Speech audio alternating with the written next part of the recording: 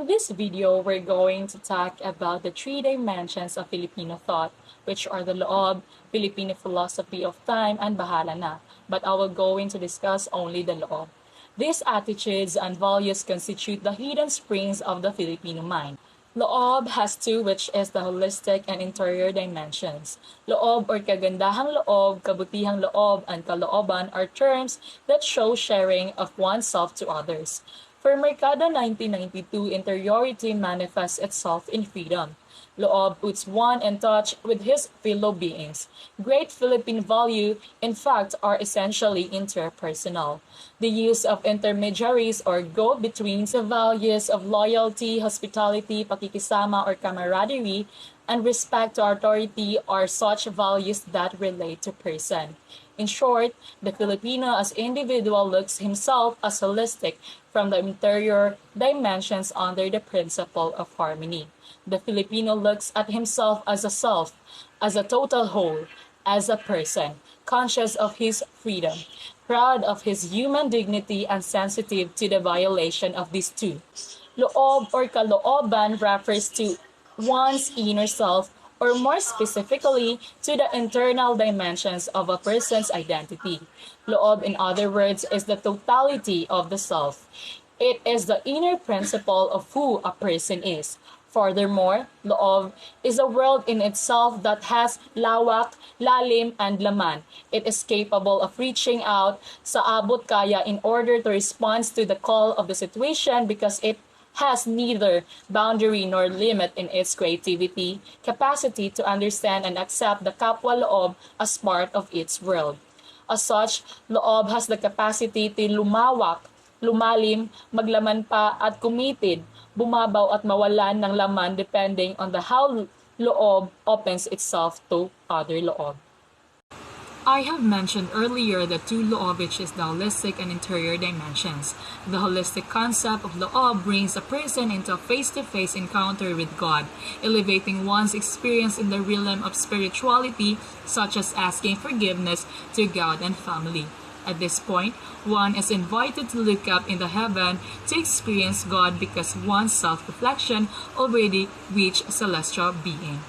Therefore, a person does not to forsake one's humanity but experiences how to be truly human. While the interior dimension of the loob focuses on human-heartedness such as compassion, kindness, and harmonious relationship with people.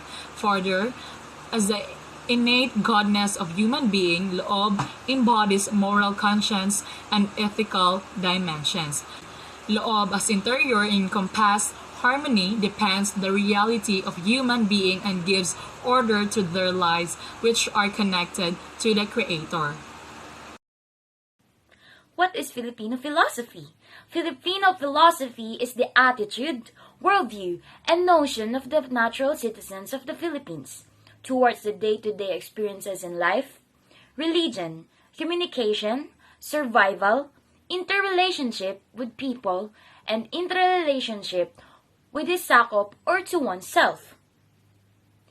And now, I will explain the following Filipino philosophies. In Filipino philosophy, bigay kaya is the application where parents or guardians will demand money to the man who will marry their daughter in order for them to receive the return value of effort for raising their daughter. You know that there are two main concepts of bigay kaya. The first concept is bigay suso. Is the sum of the money that the man will give to the person in exchange for the use of her breast milk for raising their child or children, or what we call anak. The second concept is panghimuyat, is the sum of the money that the man will give to the person in exchange for the all puyat or spend for their child or how they raise their child.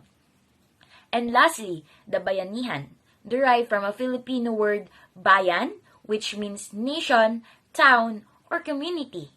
The term bayanihan itself literally means being in a bayan, which refers to the spirit of communal unity, work, and cooperation to achieve a particular goal.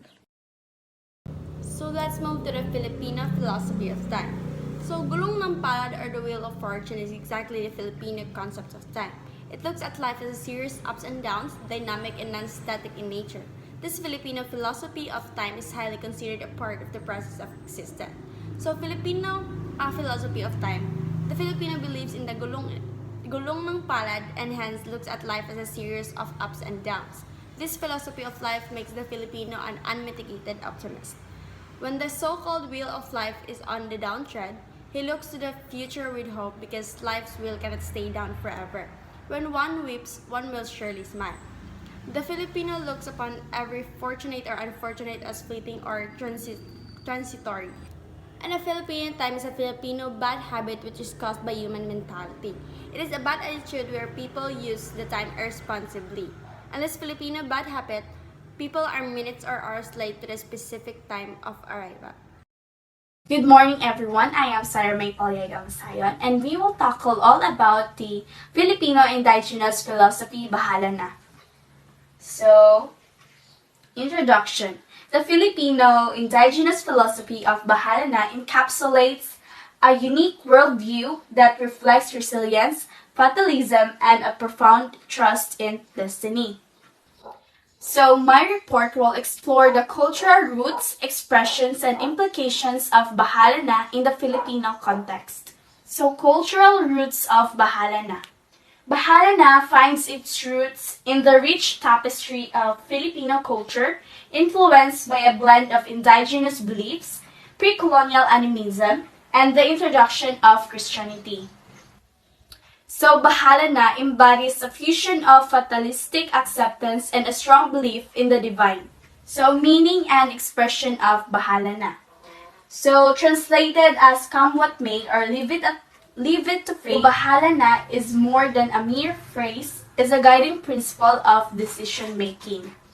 We Filipinos often use it to convey a sense of surrender to unforeseen circumstances, trusting that things will work out as they should be. Cultural practices and rituals. Bahala Na is evident in various cultural practices such as festivals and rituals. During times of uncertainty, Filipinos may turn to prayers and traditional ceremonies, embracing the belief that their destinies are intricately woven into a larger cosmic design. Bahala Na is also used in resilience in adversity. So this philosophy serves as a source of resilience in the face of adversity. So Bahala Na encourages individuals to confront challenges with a calm acceptance, emphasizing the importance of adaptability and maintaining emotional equilibrium. While Bahala Na fosters resilience, it also raises questions about proactive decision-making and social progress. Striking a balance between trusting fate and taking initiative becomes crucial to ensure both individual and collective well-being. Bahala Na stands as a testament to the Filipino spirit, blending cultural, religious, and existential elements into a unique philosophy. And that's all. Thank you.